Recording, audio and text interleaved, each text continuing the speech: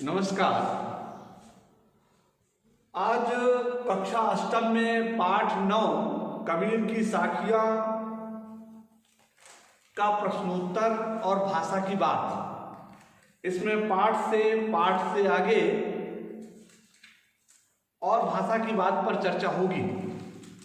इससे पूर्व कल के वीडियो में व्याख्या पूरी हो चुकी है। तो पाठ से तलवार का महत्व होता है, म्यान का नहीं। उक्त उदाहरण से कबीर क्या कहना चाहते हैं? तो प्रश्न 1, प्रश्नोत्तर 1।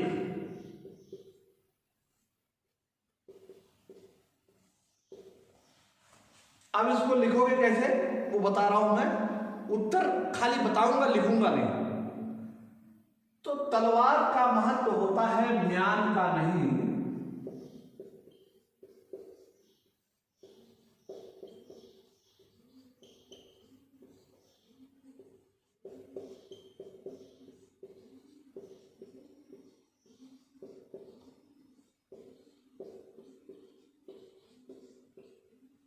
म्यान का नहीं। उक्त उदाहरण से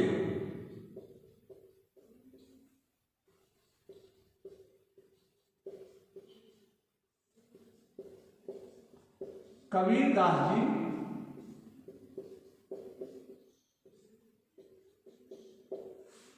कहना चाहते हैं कि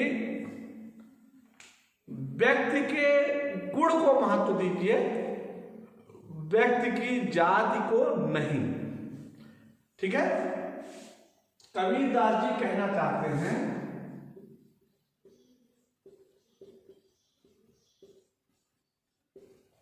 कि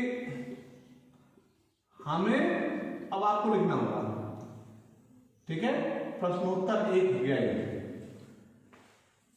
पाठ की तीसरी साखी जिसकी एक पंक्ति है, मनुआ तो दौदिस फिरे यह तो सुमिरन नाही, के द्वारा कबीर क्या कहना चाहते हैं? यहां भी देखिए प्रश्नोत्तर 2 लिखोगे।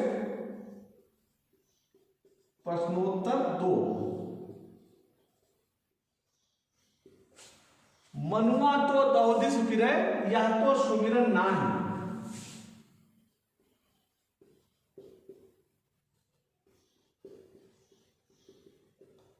सुमिरन नाही।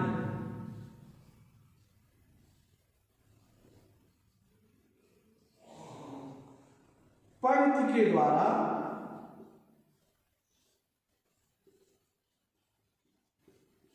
कबीर दास जी फिर कहना चाहते हैं कि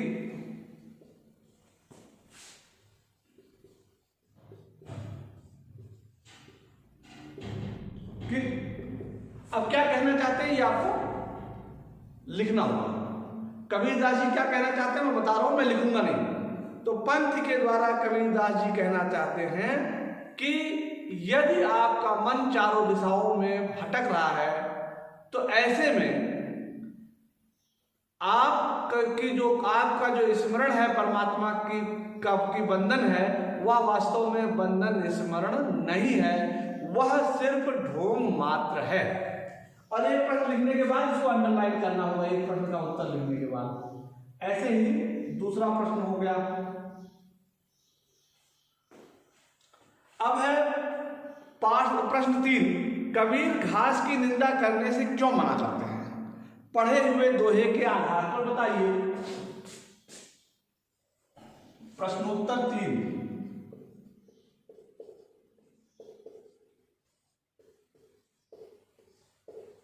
कबीर घास की निंदा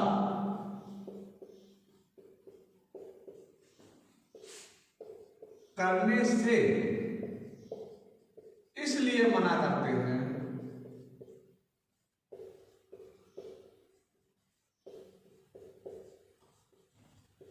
हैं क्योंकि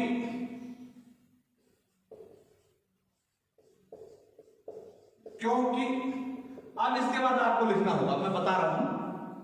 क्योंकि कबीरदास जी ने घास को प्रतीकात्मक रूप से लिखा है। घास का मतलब हुआ निम्न स्तर जीवन जीने वाले, अर्थात गरीबी रेखा से नीचे जीवन जीने वाले लोगों को कभी भी उनकी उपेक्षा नहीं करना चाहिए, उनकी बेइज्जती नहीं करनी चाहिए। नहीं तो यदि कहीं वे एक हो गए तो और क्रांति कर दी, ऐसी स्थिति में समाज की सारी व्यवस्था बदल जाएगी। ठीक है, तो ये प्रश्नोत्तर 3 भी हो गया, इस तरह अंडरलाइन जरूर करें। अब इसके बाद प्रश्न 4 है, मनुष्य के व्यवहार में दूसरों को विरोधी बना देने वाले दोष होते हैं, यह भावार्थ किस दोहे में है? प्रश्नोत्तर 4।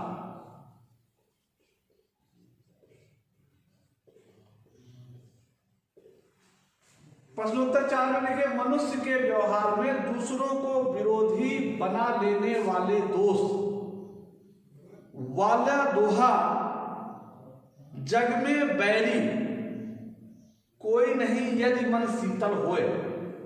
तो मनुष्य के व्यवहार में ही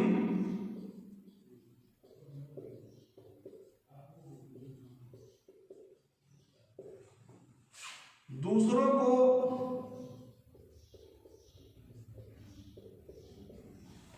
दोषी बना लेने वाले, दूसरों को विरोधी बना लेने वाले दोष होते हैं। दूसरों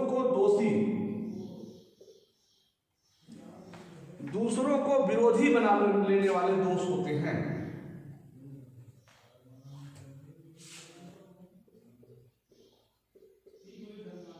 विरोधी बना लेने वाले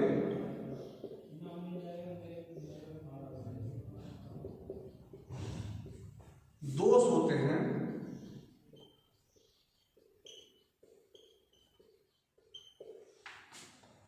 यह भावार्थ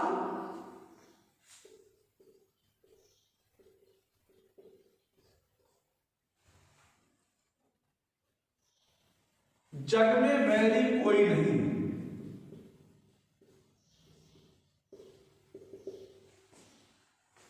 वाले दोहे में है। यहां पर इसको, इसके बाद पाठ से आगे, तो पाठ से आगे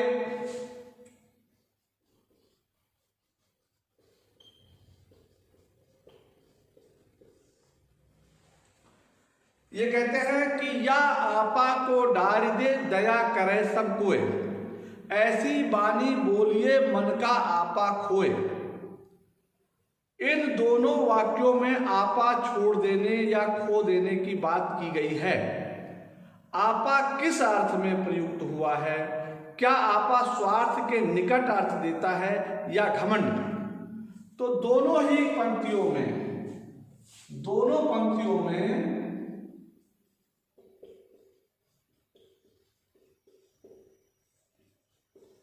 आपा शब्द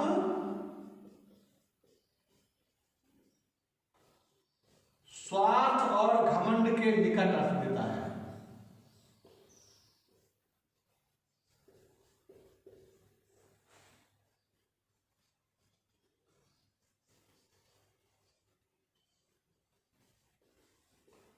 अर्थ देता है।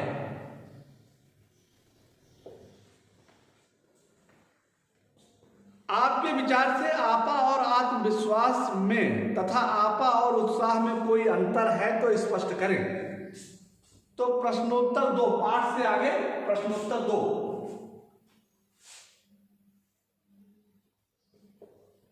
प्रश्नोत्तर 2, आपा आत्मविश्वास, आपा आत्मविश्वास, आपा उत्साह।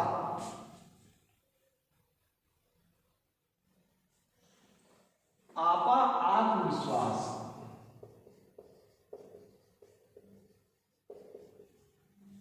आपा उत्साह।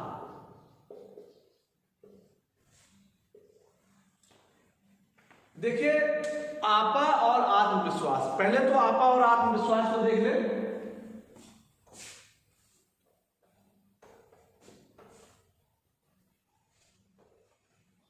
आत्मविश्वास,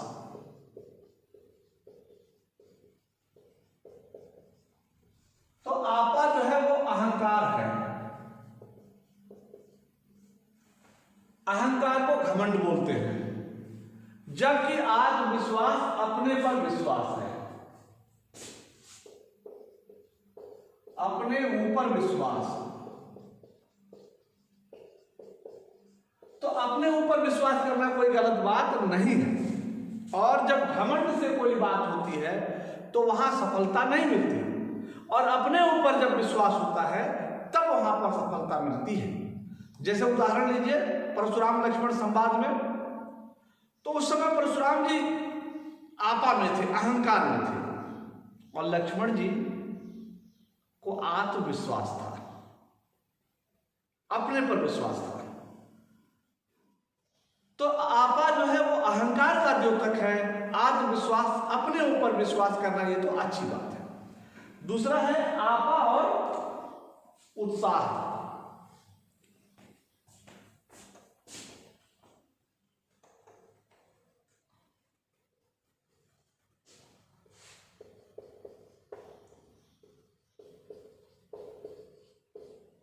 देखिए, आपा यहां भी अहंकार ही है,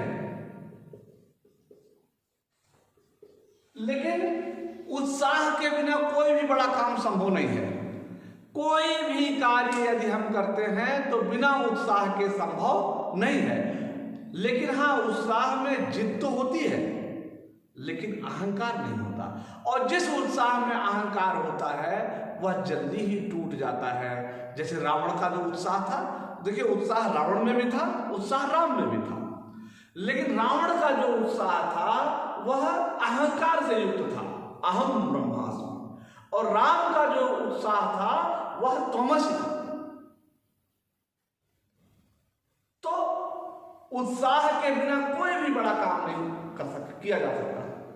देखिए, अभी उदाहरण के लिए दशरथ माझी ने, उनकी पत्नी आपके अष्टम कक्षा में ही है, बीमारी के कारण मर गई, क्योंकि बीच में पहाड़ था, रास्ता बनाने के लिए सरकार के पास बजट नहीं था। उत्साह से देखिए दशरथ माझी कुदाल फौरा लेकर आए और उन्होंने क्या किया, उस पहाड़ को काट करके 30 किलोमीटर पहाड़ काट करके रास्ता बना दिया। ये कैसे संभव हुआ? उत्साह के कारण। और अहंकारी व्यक्ति अगर कोई काम करेगा तो कभी भी सफल नहीं हो सकता। सभी मनुष्य एक ही प्रकार से देखते सुनते हैं, पर एक समान विचार नहीं रखते। सभी अपनी अपनी मनोवृत्तियों के अनुसार कार्य करते हैं। पाठ में आई कबीर की किस साखी में उपर्युक्त पंक्तियों के भाव मिलते हैं या एक समान होने की बात करते हैं? तो ये भी वही पंक्ति है, जग में बैरी कोई नहीं जो मन शीतल होए, या आपा को डाल दे दया करे सबको।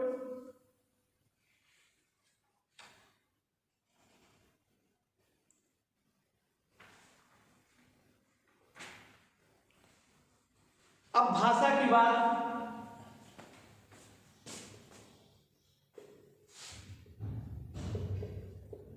भाषा की बात, इसमें इन्होंने बोलचाल को क्षेत्रीय विशेषताओं के कारण शब्दों के उच्चारण में परिवर्तन होता है। जैसे वाणी शब्द पानी, मन से मनवा, उच्चारण के इसी परिवर्तन से वर्तनी भी बदल जाती है।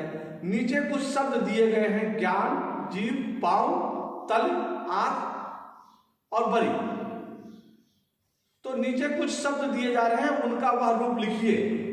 तो देखिए नीचे ये तद्भव क्षेत्रीय रूप है, क्षेत्रीय रूप, तत्सम। अब ये क्या है? ज्ञान, इसको हम कहते हैं ज्ञान लिखते हैं। ऐसे ही जीव तत्सम तद्भव भी होगा।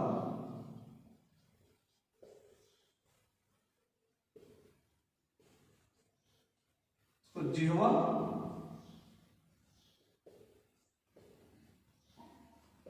जीभ, ऐसे पाँव,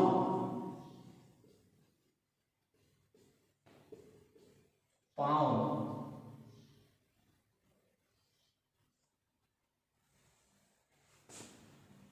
तल,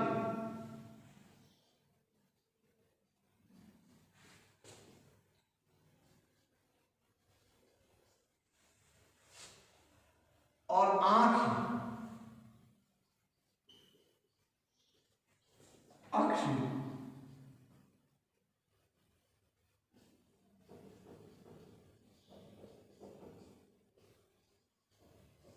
आंख।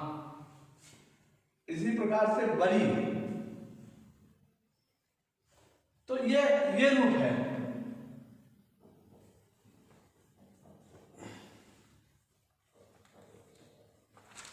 ये पाठ भी आज संपूर्ण हो गया, समाप्त हो गया। आज के लिए इतना ही, प्रश्नोत्तर पूरा करेंगे। तब तक के लिए धन्यवाद।